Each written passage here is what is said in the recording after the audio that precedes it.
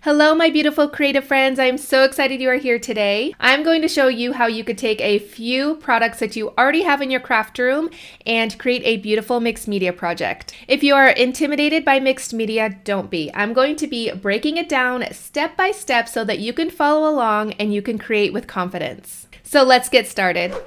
Let's start by gathering up all of our supplies. I am just randomly picking some things from my stash. I want to encourage you to do the same. You do not have to go out and buy all new products if you do not have exactly what I'm using today.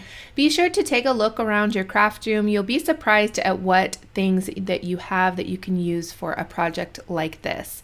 I took my chipboard tag and traced it onto my pattern paper, which is AB Studio paper. I absolutely love AB Studio paper because it has a lot of grunge and texture to it, so it gives you a really good starting off point. So I cut out the tag shape and then I'm going to adhere it to my chipboard tag, and I use some 3D matte gel to do that.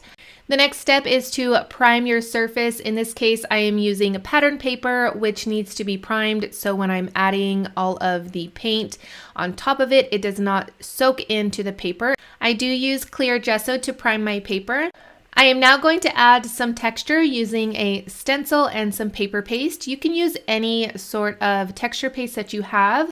You can even use heavy body gesso with a stencil. This creates some amazing texture.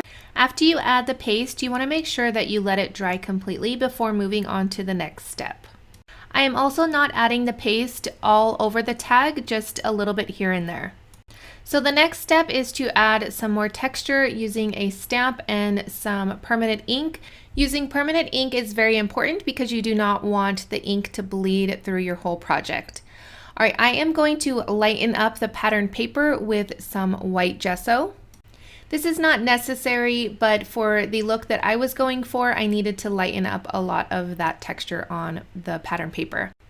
I just poured on some watered down liquid acrylic in Burnt Sienna by Finnabair. I absolutely love this color as a base color so that I can get a lot of depth on my project. I let that dry and now I'm going in with even more concentrated color. This again is the liquid acrylics from Finnabair. They are amazing.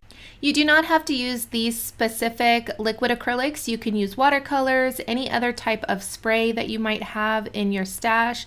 If you are looking for the products that I'm using in today's video, I will have all of the supplies listed down below, but again, I want to encourage you to use what you have in your own stash. After I am satisfied with some of the color that I put down, I am going to start building the layers, and I am going to start off by adding some fabric.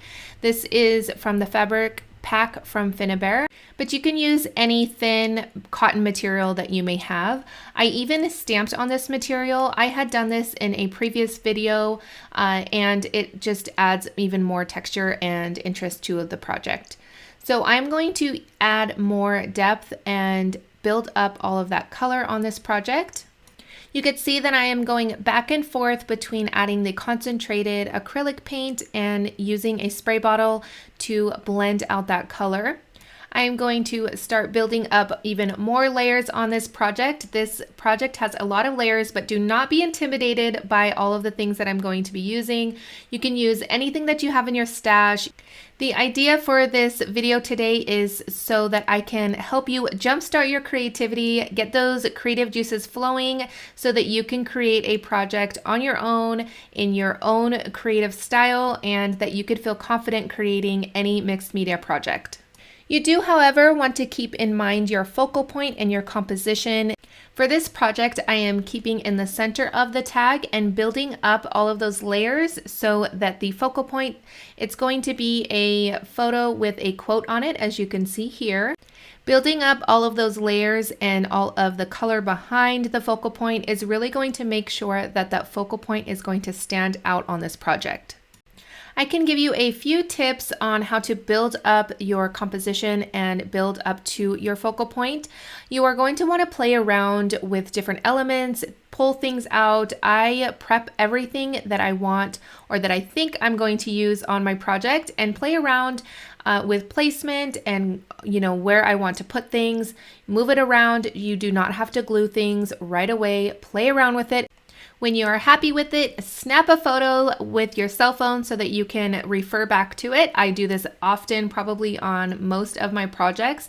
When creating a really dimensional piece like this, I often forget where I had things, especially the little teeny pieces that I have just staggered around to add more interest to the project. I cannot remember where I have things, so taking a photo and being able to refer back to it is probably my #1 tip that I have for you. Now that we have all of our elements glued on and they are nice and secure, we are going to start building up more color on the project. I picked a very bold and different color combination. I love to step out of my comfort zone. This is definitely stepping out of my comfort zone. I use the brown to tie everything together in a vintage type feel, and then I'm adding the purple and the orange, and it is definitely a beautiful color combination, but it is different. So be sure that you are using complementary colors. And if you are unsure, like me, I am definitely not an expert on using colors. I normally stick to 1 or 2 colors. In this case, I used 3, but you could definitely Google it. I have to do that often if I'm being honest. I am keeping all of the color in the center of the project. I absolutely love leaving white space, and this project is no exception. So I am just adding layers on layers of the orange and the purple, sometimes mixing the colors together, blending it out with some water and my finger or a paintbrush. You can add little bits here and there. It is definitely harder to take away, especially when you're using acrylic paint. So I suggest using little bits at a time. That way you can get the look that you're going for. I love to have a paper towel or baby wipes next to me. That way I can dab off some of that color if I get too much. And then I can just go back in with a little bit more and use some water as I'm doing here. It honestly is just building up that color, and it does take a lot of time to do.